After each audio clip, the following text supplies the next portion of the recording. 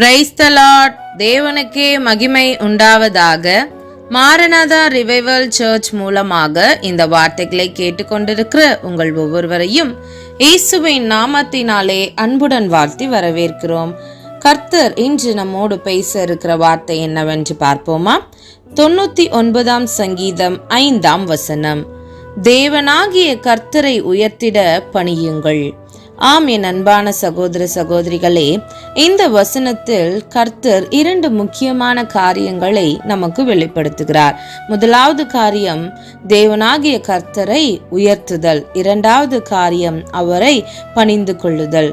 முதலில் கர்த்தரை உயர்த்துதல் என்று சொன்னால் நம்முடைய வாழ்க்கையில் நமக்கு அநேக பாராட்டுகள், அநேக மகிமையான காரியங்கள் நமக்கு வரும். அந்த நேரத்தில் நாம் நம்மை அல்ல, அந்த பாராட்டை நமக்கு தர செய்த தேவனை மகிமைப்படுத்த வேண்டும். நம்முடைய திறமைகளை வைத்தோ இல்லை நம்முடைய ஆசீர்வாதங்களை வைத்தோ யாராவது நம்மை மகிமைப்படுத்தினால் அந்த மகிமை நமக்குரியதல்ல, அது தேவனுக்குரிய மகிமையாய் இருக்க வேண்டும். நமக்கு என்ன காரியங்கள் நன்மையாக நடந்தாலும் அது தேவனால் வந்தது என்பதை நாம் உணர்ந்து கொள்ள வேண்டும். எந்த நேரத்திலும் நம்மை நாமே பெருமை பாராட்டி கொள்ளாதபடிக்கு தேவனுடைய நாமத்தை மகிமைப்படுத்துகிற பிள்ளைகளாய் நாம் இருக்க வேண்டும். அவருடைய நாமத்தை உயர்த்துகிற பிள்ளைகளாய் நாம் வாழ வேண்டும். நமது திறமைகள், ஆசீர்வாதங்கள், வெற்றிகள் இவை அனைத்துமே அவருடைய கிருபையால் தான் நமக்கு வந்தது என்பதை நாம் என்றைக்கும் மறக்கக்கூடாது.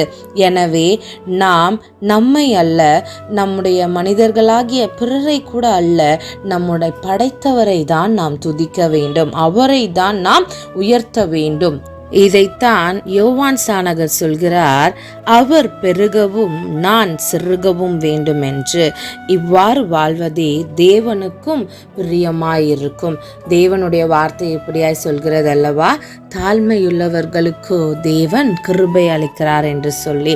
அதனால் நம்மை நாமோ பிற மனிதர்களையோ நாம் இந்த வாழ்க்கையில் வாழும் பொழுது உயர்த்தாமல் தேவனை மாத்திரம் உயர்த்துகிற பிள்ளைகளாய் நாம் இருக்க வேண்டும். இரண்டாவது காரியம் தேவனை பணிந்து கொள்ளுதல். அவருடைய பாதப்படியில் நாம் விழுந்து அவரை பணிந்து கொள்ளும் பொழுது நமக்கு அதற்கான பலன்களை கர்த்தர் தருகிறார். ஜெபம் செய்யும் பொழுது கூட நாம் தம்மைத்தாம் தாழ்த்தி முழங்கார் படியிட்டு தேவனை நோக்கி நாம் பணிந்து ஜெபிக்கும் பொழுது நிச்சயம் அதற்கான பலனை நாம் பெற்றுக்கொள்கிறோம். அவருக்கு முன்பாக மனத்தாழ்மையை அணிந்து கொண்டு அவருடைய சித்தத்துக்கு இணங்கி வாழ தொடங்கும் பொழுது நம் வாழ்க்கையில் ஒரு மாற்றத்தை நாம் உணரலாம். கர்த்தருடைய வேத வசனம் இப்படியாய் சொல்கிறது, உன் தேவனாகிய கர்த்தரை பணிந்து கொண்டு அவர் ஒருவருக்கே ஆராதனை செய்வாயாக என்று சொல்லி. ஆதலால் என் அன்பு தேவ பிள்ளைகளே, மகிமைக்கும் துதிக்கும் கனத்திற்கும் பாத்திரர் நம்முடைய தேவனாகிய கர்த்தர். அவரை மாத்திரம்தான் நாம் பணிந்து கொள்ள வேண்டும். அவர் ஒருவருக்கு மாத்திரம்தான் நாம் ஆராதனை செய்ய வேண்டும். அது மாத்திரமல்ல, சங்கீதக்கார தாவீது ஒரு வார்த்தையை குறிப்பிட்டிருக்கிறார். வேதத்தில் பார்த்தோம் என்று சொன்னால், கர்த்தருடைய ஆலயத்திற்கு போவோம் வாருங்கள் என்று சொன்னபோது நான் மகிழ்ச்சியா இருந்தேன் என்று சொல்லி.